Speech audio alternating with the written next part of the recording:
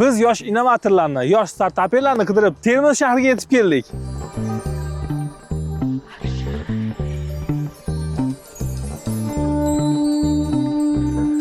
Startup Garaj loyihasining yangi filiali Surxondaryo viloyatida rasman ochildi. Yosh startaperlarning atmosferasini his qiling.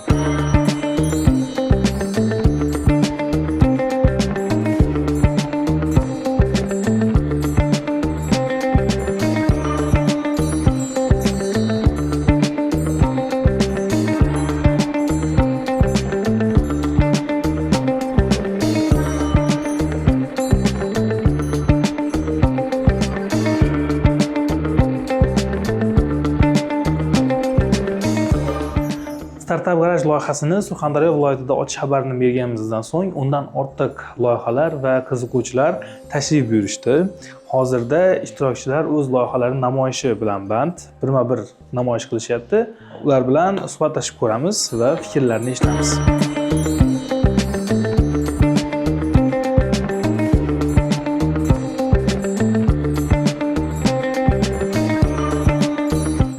Startup Garaj loyihasiga qiziqish bildirgan ishtirokchilar bilan suhbatlashib ko'ramiz. Ularning loyihalari haqida, jamoa haqida bizda nomzodlar bor. Assalomu alaykum. Sizlarni ko'rib turganimizdan xursandmiz. Startup Garajga xush kelibsizlar. Iltimos o'zinglarni jamoani tanishtirsanglar. Mening ismim Jamshid, familiyam Qodirov, One Group kompaniyasi a'zosiman. Ismim Abbos, One Group kompaniyasida dasturchi bo'lib ishlayman. Umumiy jamoaning nomi One Group. Okay. Nom nima ma'noni anglatadi One Group? Birlikda ishlaydigan o'zimiz yaqin do'stlarimiz. Yaxlitlikni bildiradi, adashmasam. Startup Garaj haqida qachon va qayerda eshitgansizlar? Startup Garajni yaqinda menimcha haftacha bo'lib qoldi. Telegram gruppada eshitib qoldik, IT Party guruhida. O'shanda share qilingan ekan, o'sha yerdan registratsiya qilib ko'rdik. Startup bilan necha yildan beri shug'ullanasizlar yoki qiziqishlar bor?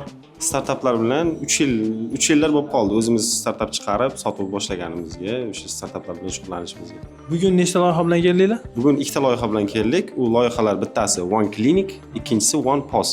Bittasi biznesni avtomatlashtiradi, do'konlar, skladlar hammasini, One Clinic klinikalarni boshqaruv tizimi.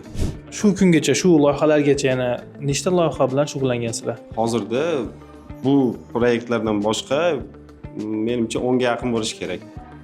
10 ga yaqin loyihalar bilan shug'ullanganmiz. Keling endi o'z tajribangizdan ayting. Mana 10 ta loyiha bilan shug'ullangansiz. Shu loyihalargacha to'g'rimi? Nechtasi muvaffaqiyatli bo'lgan, nechtasi muvaffaqiyatsiz bo'lgan? Menimcha bundan boshqa, bu ikkita loyihamizdan boshqa 3 tasi muvaffaqiyatli bo'lgan, ishlayapti hozir ham, qolganlari muvaffaqiyatsiz bo'lgan. Siz eng qizig'i 7 ta loyiha muvaffaqiyatsiz bo'lishiga qaramasdan yana startup qilishga tayyorsiz. Shunday. Qoyil. Termizda bunaqa insonlar borligidan xursandmiz. Sizni loyihangiz, ya'ni jamoaning loyihasi qanday muammolarga yechim beryapti?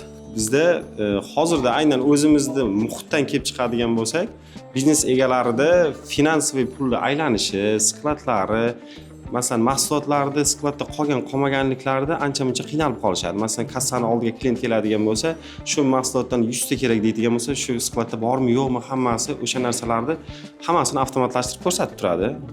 Keyin xodimlar boshqaruvida ham oylik, avans degan narsalar hamma narsasiga yechim beradi. Mana shunaqa narsalarni yengillashtiradi ishlarni. Xo'p, bozorda nechta raqobatchingiz bor? Bozorda raqobatchilarimiz menimcha 10 ga yaqin bo'lishi kerak. Demak, 10 ta raqobatchidan siz ko'proq, ya'ni yaxshiroq taklif bera olgansiz, to'g'rimi? Shunday.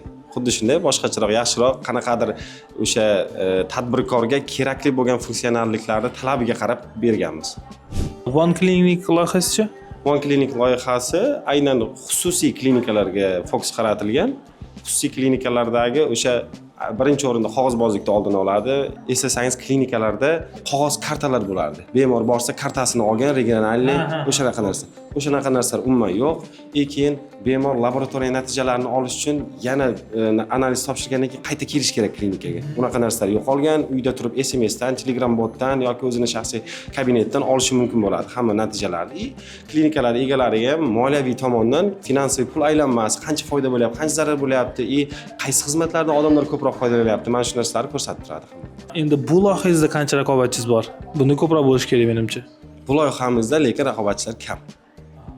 Bunda raqobatchilarimiz kam. Menimcha O'zbekiston bo'yicha yo 5 ta, yo 4 yo 6 ta shu atrofda bo'lishi mumkin. Butun respublika bo'yicha aytyapsiz. Respublika bo'yicha kam. Zo'r. Omad tilaymiz sizlarga. Katta rahmat. Bundan keyingi ishlarda muvaffaqiyat, kuch-quvvat tilaymiz. Sizlardan yana yangi innovatsiyalar, loyihalar kutib qolamiz. Tanishganimdan xursandman. Rahmat.